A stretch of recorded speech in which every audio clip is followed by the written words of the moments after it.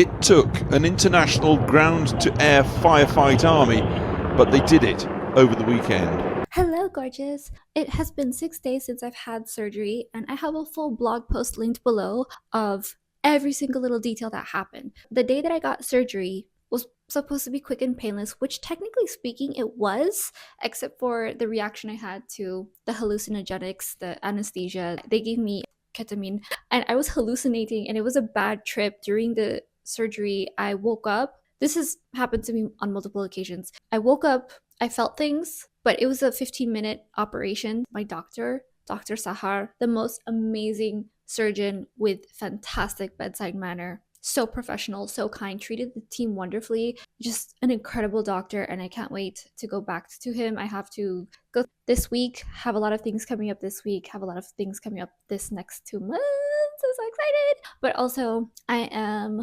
thrilled. I'm trying to relax, not stressing too much, but I feel like I have the whole world in my hand right now that I've had the surgery. I need to heal the proper way and not heal in a janky way, not heal. I'm not allowed to submerge my stitches. That's a lot of detail. I didn't take a shower, and I don't know why I'm telling you this, but the day after the fire started, we got an Amber Alert on all our phones. Everybody had to evacuate. Here in the Hollywood Hills, literally you could see the smoke. It was insane. Day of surgery. Adam takes care of me. He's an absolute king. He's a prince. He is wonderful for the way he took care of me, and I couldn't have asked for anything better. I felt so taken care of, so safe, so secure, and so loved that someone was being patient with me. I couldn't control my emotions because of the anesthesia and its after effects. Otherwise, it was an easy peasy surgery, and the pain wasn't too horrible. I just wanted to be in bed and I wanted to eat because I didn't eat all day. The night prior, I did not eat, and then I was waiting for surgery, and then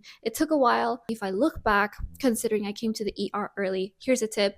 If you want to be served first, be presented well, so look appropriate, cover yourself up, dress nicely, groom. I had my makeup done that morning, even though I wasn't in the best mood, and I just put on a smile, a positive face, treated everyone kindly, and was being my version of professional. Because when you act professional in your day-to-day life, you get everything you want. They treated me well. They took me in right away. I was there first thing, 9 in the morning. After that, I looked behind me. All of a sudden, all these people showed up. It also depends on who's there at the ER before you. Got surgery. My back is mostly fixed. I need to fix my posture. I'm not as mobile. I was actually quite disabled for the past 4 years, and I didn't get to share that. I cannot stress enough how well Adam took care of me, and he drove me home, took me everywhere I needed to go. I am not taking any pain medications because I want to understand where the pain is coming from, where I should and shouldn't move. And I just don't like not being in control of my body. I don't really take pain medications, as my last surgery 4 years ago only took pain medications the first day, and it gave me insane migraines. I'm taking my antibiotics, obviously. I'm very excited to feel better, get back to life. I'm healing. I have drains attached to me. After surgery, I was home, I was asleep. And then the day later, Adam was out working and I was at home recovering. He texts me nonstop, but all my devices are absolutely dead because the power was out all throughout the day. And I thought it was simply because on that same day, the water people were here and they had to turn off quite a bit of the utilities here. So they turned off the water, they turned off some of the power, the Wi-Fi. And I thought it was part of what they were doing, but it turned out it's because of the power lines affecting the wildfires. The Palisades burned down, Malibu burned down. I have friends who lost their entire home. Eaton Canyon burned down, then the Hollywood Hills, then it was Kenneth Hills, then it was all around Los Angeles. Crazy, crazy, crazy. And another fire sparked up in Palisades. It's really unfortunate. There are multiple reasons for different cases. So a lot of it was the power lines with Edison, and then other times it was arsonists, and then other times it was like someone's backyard. It just naturally happened because of an accident. And it's just really dry out here, and that's something that happens here in California. Usually it's the power lines, the friction, the ionization of all the things going on here. Since my phone was dead, I wasn't feeling very good after the recovery, and I turned off all my devices because they were going to be dead anyway, especially since the water people were here. We had a bunch of things fixed in the house, and I thought that the power was going to come back on later that day. I thought it was just a routine thing. We have people here fixing the Wi-Fi or the TV or something like this, and they have to turn this off. It's a normal thing for me. I didn't expect anything until I was in my room and I heard someone at the door. I hear Adam coming in. I'm in the midst of already packing because we just got the Amber Alert saying, evacuate now. He rushes into my room, makes sure that I'm okay. He's stressed out, and I'm telling him, like, everything's fine. I'm just packing because we need to evacuate. I was in emergency mode, so I was calmly taking note of all the important things that I needed. This is replaceable. This isn't. I need a toothbrush. It said to pack enough food and water for a day or two. I knew I just needed underwears and socks and I'll be fine. And then my devices, I definitely need to charge them so that I can work, because I felt very behind on work because of the holidays. That actually ended up being fine. My clients are taken care of. We go to our family business and we pack cashmere with us. We take the bare essentials. I have a backpack and a tote bag with essentially all my chargers, underwear, socks, skincare.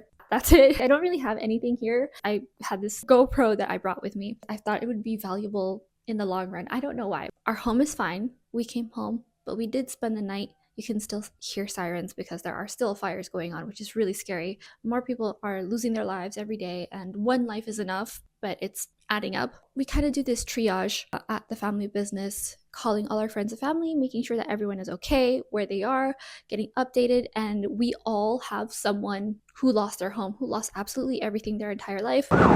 Fire crews working non-stop, waging an all-out battle from the air and the ground as they brace for the worst of those punishing Santa Ana winds. The National Weather Service warning conditions to be as bad as it gets, with the potential for hurricane-force winds over the next 48 hours. 13 million are under red flag warnings, stretching north of Santa Barbara to San Diego County. With more than 8,000 firefighters now on the front lines, officials insist they're better prepared with more ground and air resources this time around. State's fire still mostly uncontained. Origins of the infernos running rampant. Insurance is covering the loan apparently, but not the actual material land, possessions. In my personal opinion, is okay. It's just really annoying. Say, for example, if you have something that you inherited from someone who is not around anymore, that's really frustrating. That to me is heartbreaking, actually. There were all sorts of devastations that we witnessed. We had the news on all night, live news on my iPad. Just tried to survive the night, came back home, still no power. I had a flashlight that I kept on, had some candles, and I had this huge headache. But I've also felt really itchy from not showering because it was 4 days since I showered because there was no power. I would drive around town with this surgery recovery. As you can see, I have the drain still coming out of my back, still healing. Look for places that were open, coffee shops with Wi-Fi, coffee shops with outlets so I could work. And then when I did find a place to work, I was so extremely uncomfortable, but I tried to be as efficient as possible. All the food in our fridge was spoiled because of the power outage. When you open the fridge, it still kind of smells like death. We recently just organized it too, which is frustrating. Life happens. And I'm just really glad we have our lives. I'm okay because I literally lost everything in the Kentucky situation. I left Kentucky, had to leave everything behind and just take my birth certificate with me and some underwears and cashmere. So I'm okay. I already felt like I lost everything, but I felt like I gained so much more from this experience because I learned about my relationship and what an incredible person I have with me who does not waver. I've never experienced someone like this who does husband missions without me asking, who expects me to. He says, I'm your boyfriend, why don't you let me? And I don't know, I just didn't expect it. And he says boyfriend, but he's actually always offering to do husband things. So we moved in together.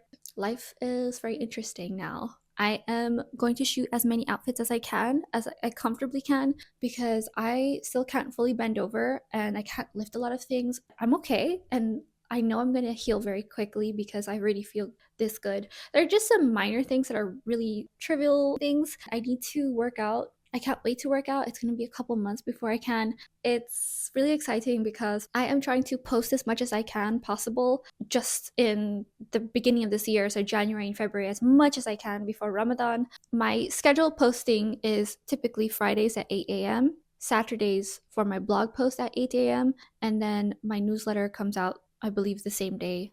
Really, my schedule is loose because I want to post as much as possible. I miss posting and I am having fun posting again. You guys have no idea. There are so many things that I miss doing on YouTube, so many things I miss doing, period. And I am doubling down this year. There are so many things I want to do in general and show and just share with you guys. I have a really big thing coming for etiquette. And that's going to take a lot of work. I need to sit down for 2 weeks straight and iron out a lot of things. That's where life is looking right now. So if it seems kind of like it's plain or I'm not going out as much, it's because of my surgery recovery. Everything is fine. We have some big news coming up, and this 2025 has already started out in such a crazy way. Surgery, the fires, and then another big thing moving in together. This year is going to be full of so many changes. We're going to have to sacrifice a few things a bit, but I have a plan, and I've been doing some projections, doing some spreadsheets. I just love posting as much as possible, whether it's on my blog, on social media. So stay tuned for all the things coming out. I have so many cute winter and spring outfits I can't wait to show you. Los Angeles right now is like in springtime mode in other parts of the country. It already feels like it's spring. I cannot wait to share transition wear outfits with you guys, going from cold to warm. And I feel like this huge wave of inspiration is hitting me because Los Angeles in the spring and summer, we are going to have so much fun. We are going to have so many adventures this year. I hope you're doing well. I hope the air quality is fabulous where you are. Don't take it for granted because everybody sounds like Louis Armstrong right now here in Los Angeles trying to breathe. Shops are opening up. I just want life to get back to normal as soon as possible. That has been my update so far.